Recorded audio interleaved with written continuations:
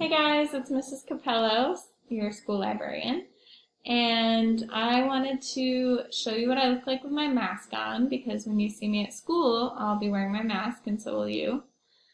And right now I'm at home, so I'm going to take my mask off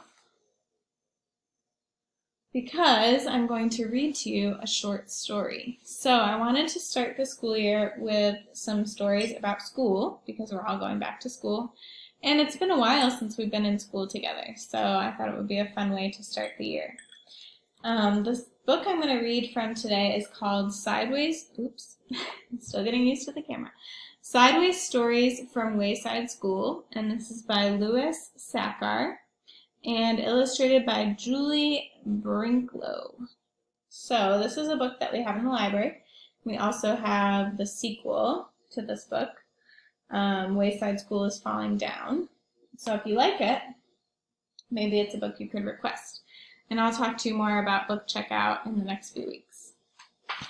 So I'm going to read to you the introduction first, and then we'll read the first story today. This book contains 30 stories about the children and teachers at Wayside School.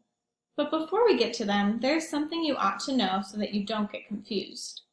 Wayside School was accidentally built sideways. It was supposed to only be 1 story high, with 30 classrooms all in a row. Instead, it is 30 stories high, with 1 classroom on each story. The builder said he was very sorry. The children at Wayside like having a sideways school. They have an extra large playground. The children and teachers described in this book all go to class on the top floor. So there are 30 stories from the 30th story of Wayside School. It has been said that these stories are strange and silly. That is probably true. However, when I told stories about you to the children at Wayside, they thought you were strange and silly. That is probably also true. So that was the introduction, and the first story is called Mrs. Gorf. I'll show you the picture first.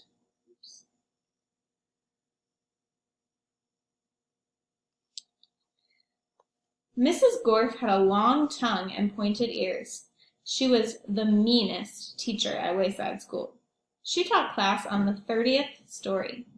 "If you children are bad," she warned, "or if you answer a problem wrong, I'll wiggle my ears, stick out my tongue, and turn you into apples."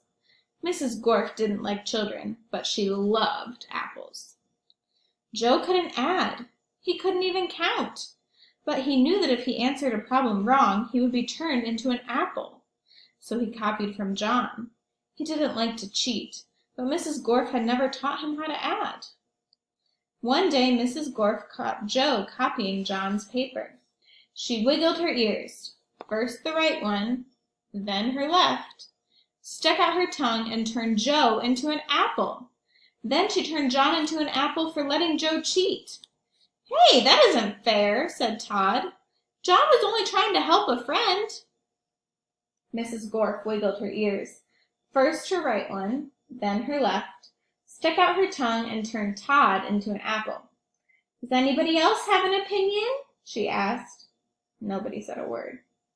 Mrs. Gorf laughed and placed the 3 apples on her desk. Stephen started to cry. He couldn't help it. He was scared. "I do not allow crying in the classroom," said Mrs. Gorf. She wiggled her ears, first her right one, then her left, stuck out her tongue, and turned Stephen into an apple.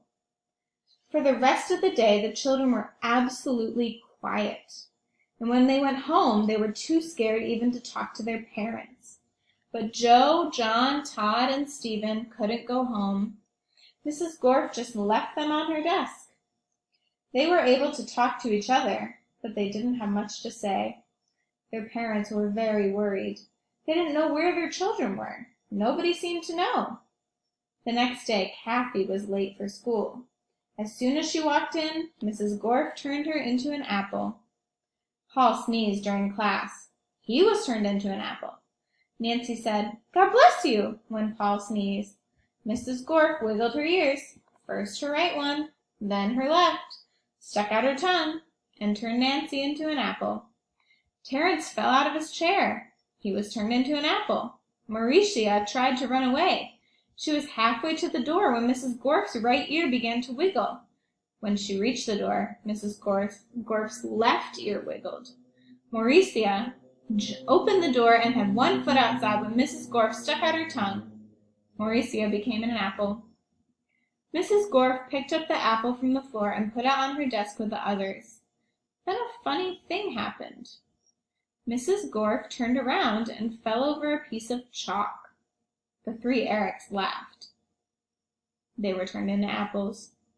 Mrs. Gorf had a dozen apples on her desk. Joe, John, Todd, Stephen, Kathy, Paul, Nancy, Terrence, Mauricia, and the three Erics, Eric Fry, Eric Bacon, and Eric Ovens. Lewis, the yard teacher, walked into the classroom. He had missed the kids at recess. He had heard that Mrs. Gorf was a mean teacher, so he came up to investigate. He saw the 12 apples on Mrs. Gorf's desk. "It must be wrong," he thought.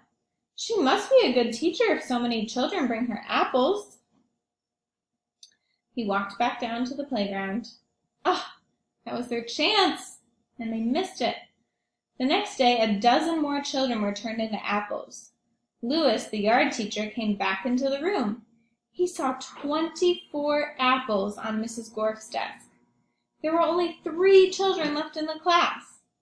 "She must be the best teacher in the world," he thought.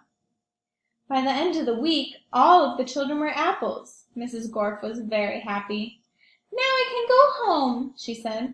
"I don't have to teach any more. I won't have to walk up 30 flights of stairs ever again." "You're not going anywhere," shouted Todd. He jumped off the desk and bopped Mrs. Gorf on the nose. The rest of the apples followed. Mrs. Gorf fell on the floor. The apples jumped all over her. "Stop!" she shouted, "or I'll turn you into applesauce." But the apples didn't stop, and Mrs. Gorf could do nothing about it. "Turn us back into children," Todd demanded. Mrs. Gorf had no choice. She stuck out her tongue, wiggled her ears, this time her left one first and then her right, and turned the apples back into children. "All right," said Mauricia. "Let's go get Lewis. He'll know what to do." "No!" screamed Mrs. Gorf. "I'll turn you back into apples." She wiggled her ears, first her right one, then her left, and stuck out her tongue. But Jenny held up a mirror, and Mrs. Gorf turned herself into an apple. The children didn't know what to do. They didn't have a teacher. Even though Mrs. Gorf was mean, they didn't think it was right to leave her as an apple. But none of them knew how to wiggle their ears. Lewis, the yard teacher, walked in. "Where's Mrs. Gorf?" he asked. Nobody said a word. "Boy, am I hungry," said Lewis. "I don't think Mrs. Gorf would mind if I ate this apple. After all, she always had so many." He picked up the apple, which was really Mrs. Gorf, shined it up on his shirt, and ate it. The end. So, I guess she got what she deserved, right? Hope you guys like that story. They're short, and they're funny, and they're fun to read. So, this year, Specials is going to look a little bit different, and I'll be sharing more about that in the next few days, and Mrs. Fendler and Mrs. Friedman will also be sharing with you. But I'm really excited to get to teach you guys again this year, and I can't wait to continue learning with you. All right, have a great day. See you soon. Bye.